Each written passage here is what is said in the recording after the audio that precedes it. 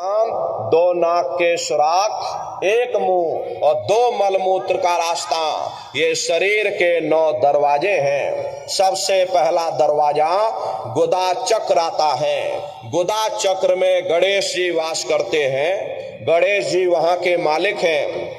ये 4 दल का कवल है। यहाँ पर पृथ्वी तत्व पाया जाता है। उसके ऊपर इंद्री चक्र आता है। इंद्री चक्र में ब्रह्मा जी वास करते हैं। ये 6 दल का कवल है। यहाँ पर जल तत्व पाया जाता है। उसके ऊपर नाभि चक्र आता है।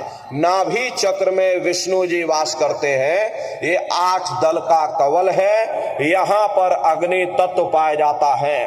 उसके ऊपर ये हृदय चक्र आता है। हृदय चक्र में शिव जी वास करते हैं। ये 12 दल का कवल है। यहाँ पर वायु तत्व पाया जाता है। हरे वास तो वो ऊपरी मंडलों में करते, लेकिन उनका प्रकाश, उनकी किरणें इन चक्रों पर पड़ती हैं। उसी के ऊपर एक कंठ चक्र आता है। यहाँ पर आद्या महाशक्ति की किरणें पड़ती। ये 16 दल का कवल है। और सबसे ऊपर तुम्हारी जीवात्मा, सबसे ऊपर दोनों आंखों के मध्य भाग में बैठी है, जहां पर देवियां बिंदी लगाती हैं और पुरुष जहां पर टीका लगाते हैं। ये बिंदी और टीका यहाँ पर हम लोग इसीलिए लगाते हैं क्योंकि यहाँ हमारी जीवात्मा बैठी है, उसका हम आप श्रृंगार करते हैं। तो ये 10वां द्वार है जहां पर तुम्हारी जीवात्मा बैठी हुई। इसी 10वें दरवाजे पर बैठ करके जीवात्मा अपने प्रकाश को 9 दरवाजों में फैलाती है, जिससे आपका ये शरीर चलता है।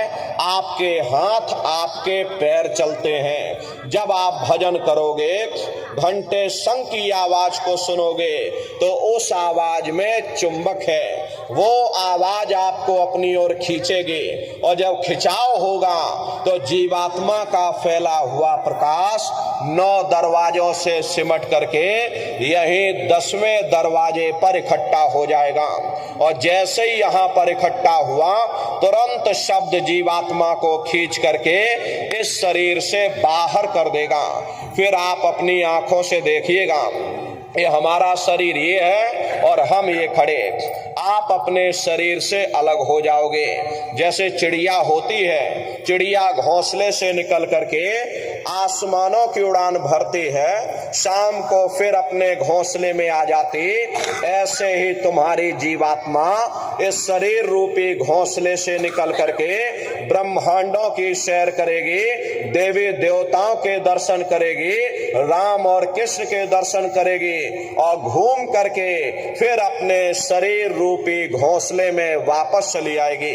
हरे प्रेमी भाई बहनों, ये ब्रह्मा विष्णु महादेव जिनकी सारी दुनिया पूजा करती है, आप सभी लोग ब्रह्मा विष्णु महादेव की पूजा करते हो, लेकिन कभी आपने विचार नहीं किया कि भाई जिनकी हम पूजा कर रहे, आखिर ये लोग हैं कौन, ये कहाँ पर रहते हैं, ये क्या काम करते हैं, हर इनके माँ बाप कौन हैं, राम कौन है, कृष्ण कौन है, ईश्वर कौन है, ब्रह्म कौन है, पार ब्रह्म कौन है, ये कहाँ पर रहते हैं। तो जरा संक्षिप्त में आप समझिएगा।